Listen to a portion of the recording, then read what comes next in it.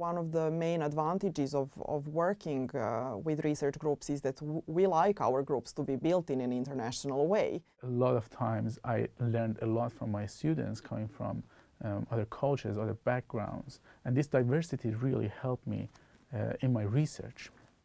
But of course the challenge then is how to bring the communication in the same level, not the language itself, but I mean the ways of communication and this soft communication that people sort of start to understand in how to interact with each other.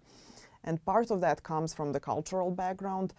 Some other part may actually just come from the individual, personal differences. And that, I think, is not something for which we have mechanisms to deal with on a systematic level.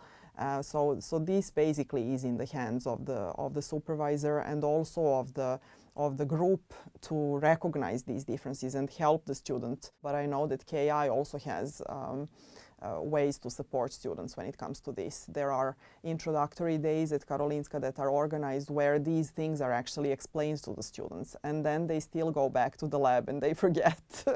So one needs to have, even in the lab, a support network for this.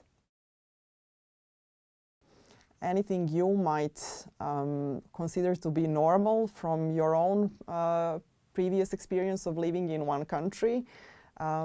You have to assume that there are many different versions of being normal, and what people might consider as casual, ordinary, normal will actually be different in some ways. But one really has to embrace that and look at it as something exciting. Apart from only doing good research and good science, there is a chance actually of exiting on the other end as a person with broader views of what reality is and what normality is as well. I want to tell you one fun story which I think exemplifies a little bit this sort of cultural misunderstandings in a fun way. And so we were a couple of PhD students and friends from the same group that were arranging the table in the kitchen for the ceremony that comes straight after the defense. And one colleague who is Swedish-Finnish said to another colleague who was Brazilian, "Could you please go to the supermarket and buy some exotic fruits so we could put them, nicely arrange them on a table for decoration?"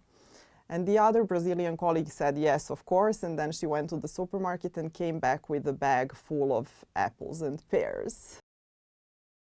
She told us then that back at home in Brazil she has a mango growing in her garden.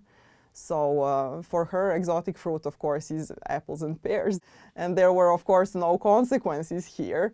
But in a real life situation, one needs to have perhaps some tolerance and open-mindedness as a supervisor as well to understand everything that might be in the background of one conversation.